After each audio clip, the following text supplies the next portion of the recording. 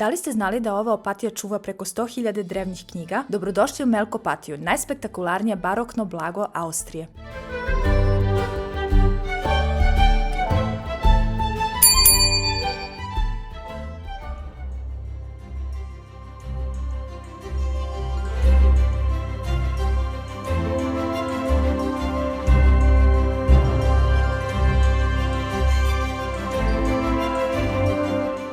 Dobar dan i dobrodošli u Dokinjaci novi video.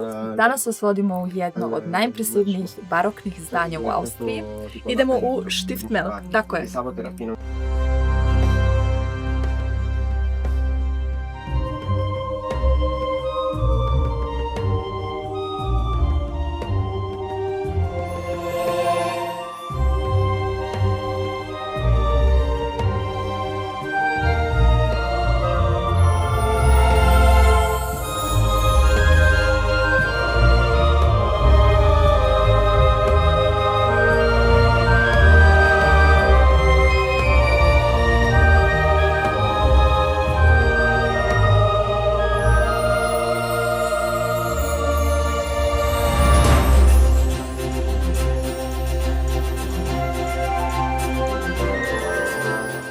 Na stenovitoj uzvisini iznad Dunava u srcu Austrije nalazi se jedan od najlepših i najpoznatijih baroknih manastira Evrope, Stiftmelk. Ovaj impozantni benediktinski manastir osnovan je još davne 1089. godine, vekovima je bio centar duhovnosti, umetnosti i znanja. Danas vas vodimo kroz njegove veličanstvene hodnike, bogatu biblioteku i zadivljujuću crkvu, otkrivajući priče i tajne koje čuva ovaj UNESCO dragulj u dolini Wachau.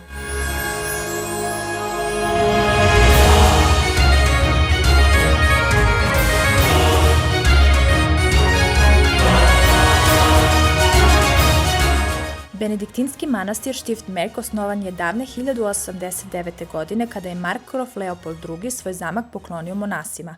Od tada više od 9 vekova Melk je neprekidno centar duhovnosti, kulture i znanja u regionu. Današnji izgled manastira potiče iz perioda baroka 1702. do 1739. godine, a prepoznatljiv je po svojoj veličanstvenoj fasadi, čak 500 prostorija i neverovatnih 1365 prozora. Zbog svoje istorijske i umetničke vrednosti, Stiftmelk je deo UNESCO svetske baštine i jedan od najlepših primjera barokne arhitekture u Evropi.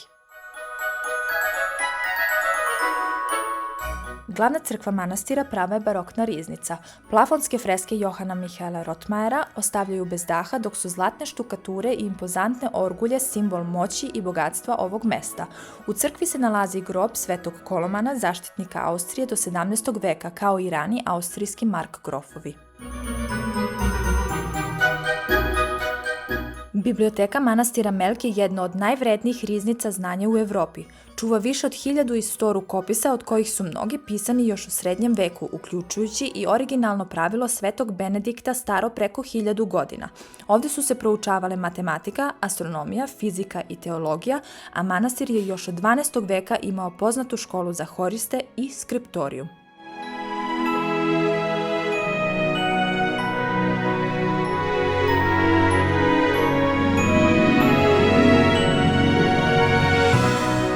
Manastir je preživeo Jozefove reforme, između ostalog i zato što su mnogi monasi bili slobodni zidari. Danas se ovdje nastavlja tradicija pravljenja manastirskih proizvoda. Imali smo priliku da probamo specijalno manastirsko pivo Cervisia Milecensis, koje se pravi po staroj recepturi sa dodatkom Benediktovog korena u saradnji sa kraft pivarijom Brew Age, pravi užitak za ljubitelje autentičnih ukusa.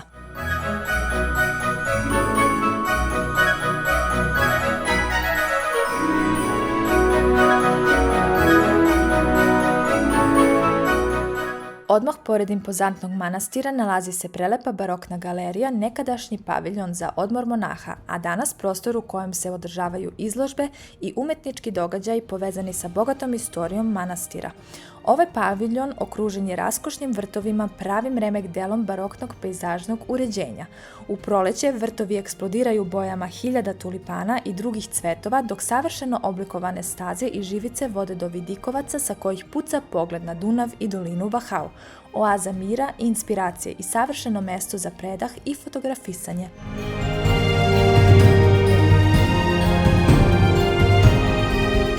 Barokni paviljon u vrtovima Stift Melka krije jednu od najzanimljivijih priča manastira.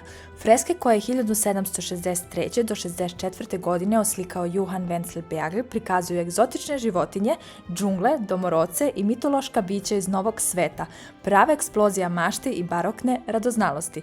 Najluđa scena, anđeli koji igraju karte i bilijar. Ovaj detalj otkriva da su monasi paviljon koristili kao mesto za opuštanje i zabavu nakon posta, što je za to vreme bilo prilično neobično i, moglo bi se reći, moderno.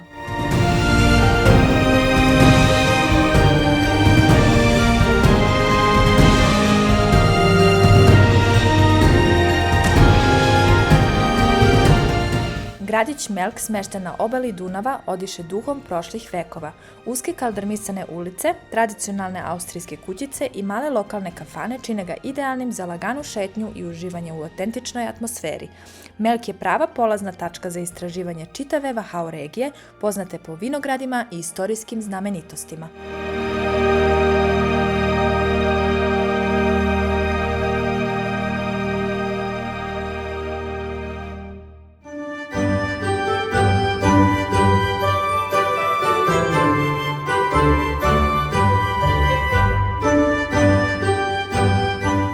Stift Melk nije samo arhitektonsko i duhovno čudo, već i mesto gdje se prošlost i sadašnjost prepliću na svakom koraku, od zlatnih crkvenih kupola preko mirisnih vrtova do živopisnog gradića pod dnom manastira.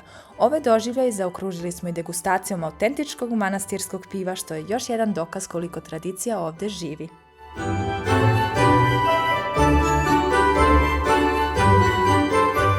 Ako vam se dopao obilazak Stift Melka, ostavite like, napišite u komentarima koju austrijsku destinaciju želite sljedeće i obavezno se pretplatite za još ovakvih avantura.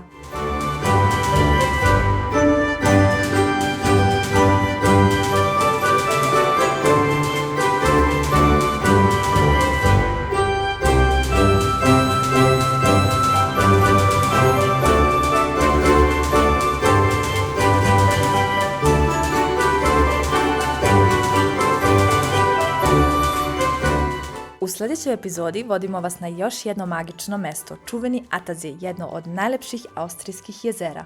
Ne propustite!